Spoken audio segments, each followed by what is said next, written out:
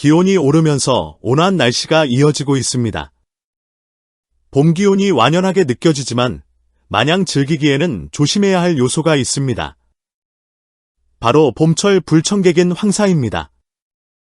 이번에는 특히 대규모 황사가 한반도를 향해 다가오고 있습니다. 구름이 걷히자마자 중국에서 발원한 황사가 빠르게 남하하면서 하늘이 뿌옇게 변하고 있습니다. 현재 황사는 점차 동쪽으로 이동하면서 우리나라 전역을 뒤덮고 있으며 미세먼지와 함께 대기질을 악화시키고 있습니다. 황사의 영향으로 시야가 흐려지고 있으며 호흡기 건강에도 각별한 주의가 필요합니다.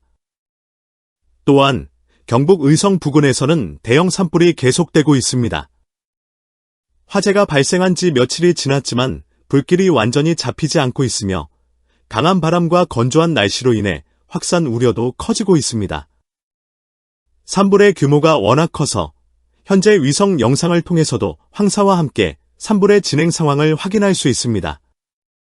하늘에서는 황사가, 땅에서는 산불 연기가 피어오르면서 대기는 더욱 탁해지고 있습니다.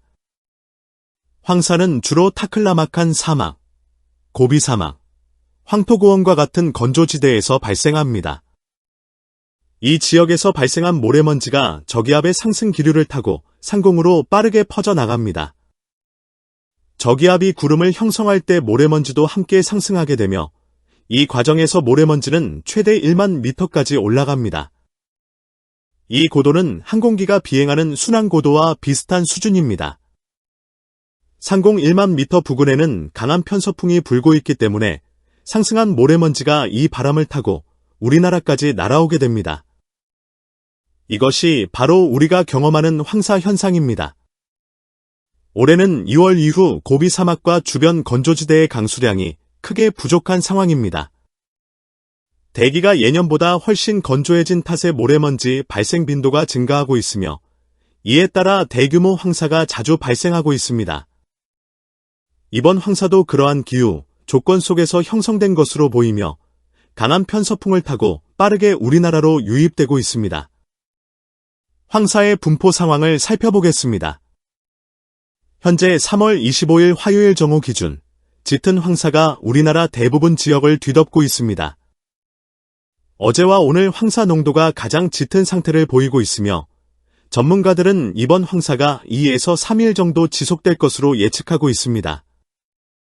황사는 간헐적으로 짙어졌다가 옅어지기를 반복하면서 우리나라 대기질에 계속 영향을 미칠 전망입니다. 현재 하늘이 흐린 것은 단순히 구름 때문만이 아니라 황사의 영향도 큽니다.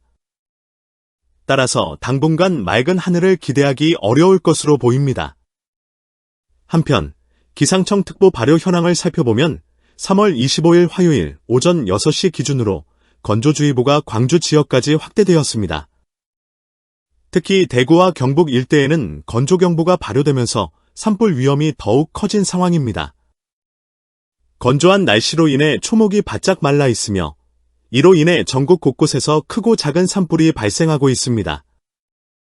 현재 경북 의성에서는 지난 22일부터 사흘째 대형 산불이 계속되고 있습니다.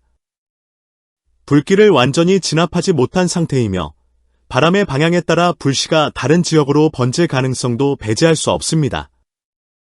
현재까지 불에 탄 산림 면적은 약 8,500헥타르로 축구장만 2,000개에 달하는 방대한 규모입니다.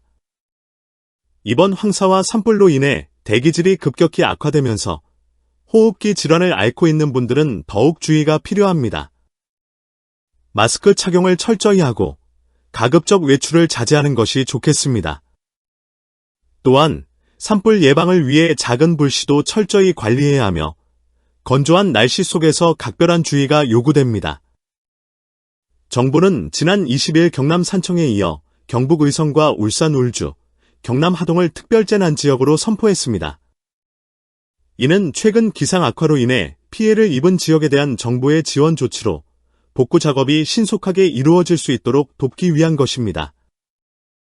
앞으로도 정부는 추가적인 피해 지역을 조사하고 필요한 경우 추가적인 지원을 검토할 계획입니다. 한편 3월 24일 월요일 전국적으로 기온이 크게 올랐으며 특히 전남 순천 황전면에서는 일 최고 기온이 26.9도까지 상승하며 가장 높은 기온을 기록했습니다. 지도에서 검은색으로 표시된 지역들은 최고 기온이 25도를 넘긴 곳들로 대구와 경상북도, 그리고 강원도 동해안 지역이 포함됩니다. 이러한 높은 기온 현상은 봄철에 종종 나타나는 특징적인 날씨 변화 중 하나로 이동성 고기압의 영향으로 일시적으로 기온이 크게 오를 수 있습니다. 3월 25일 화요일 정오, 중국과 북한의 국경 부근에는 저기압 중심이 형성되어 있습니다. 이 저기압이 우리나라로 다가오면서 먼저 바람이 강해지는 현상이 나타나고 있습니다.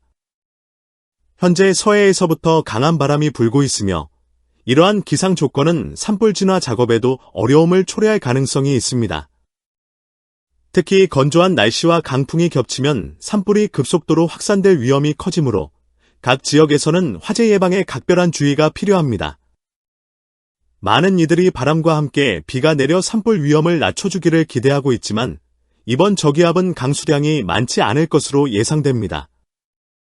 비 대신 중국에서 발생한 황사가 우리나라로 유입될 가능성이 높습니다. 봄철에는 이동성 고기압과 저기압이 번갈아가며 우리나라를 통과하는데 현재의 저기압이 지나간 후 또 다른 고기압과 저기압이 차례를 기다리고 있는 상황입니다. 다행히 뒤따라오는 저기압은 다소 많은 비를 동반할 가능성이 있어 대기의 건조함을 해소하는 데 도움이 될 것으로 보입니다. 봄철 우리나라 기상은 서쪽에서 동쪽으로 부는 강한 편서풍의 영향을 크게 받습니다.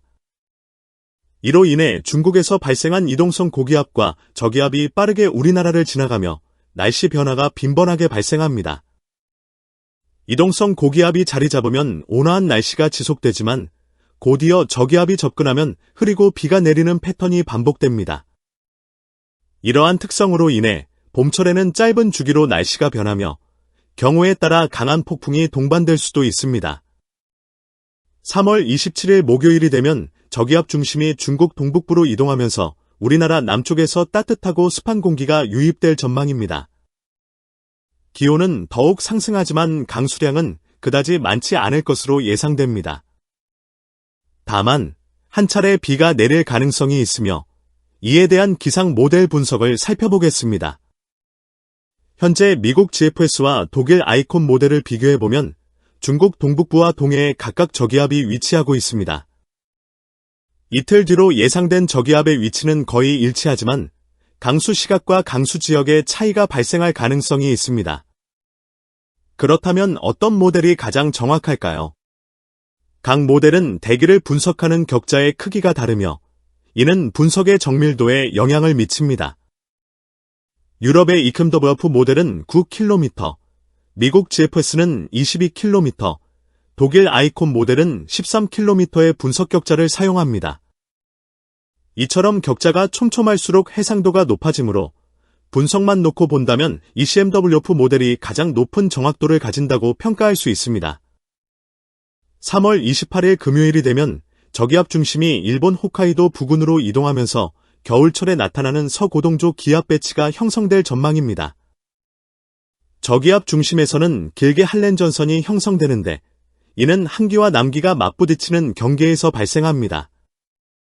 현재 우리나라는 한기 영역에 포함되어 있으며 이에 따라 기온이 다시 내려갈 것으로 보입니다.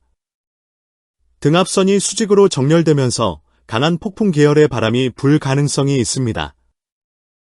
이에 따라 기상청의 중기예보를 참고하는 것이 중요합니다. 이번 주말을 기준으로 서울을 포함한 전국의 기온이 다시 큰 폭으로 떨어질 가능성이 있으며 따뜻한 날씨를 맞이했던 사람들이 장롱 속 패딩을 다시 꺼내야 할 수도 있습니다. 서울의 3월 26일까지 최고 기온은 20도 이상을 기록할 것으로 예상되지만 3월 27일 저기압과 함께 비가 내린 후 북쪽에서 한기가 내려오면서 기온이 급격히 하락할 전망입니다. 이번 주말에는 최고 기온이 한 자릿수에 머무르며 꽃샘추위가 찾아올 것으로 보입니다.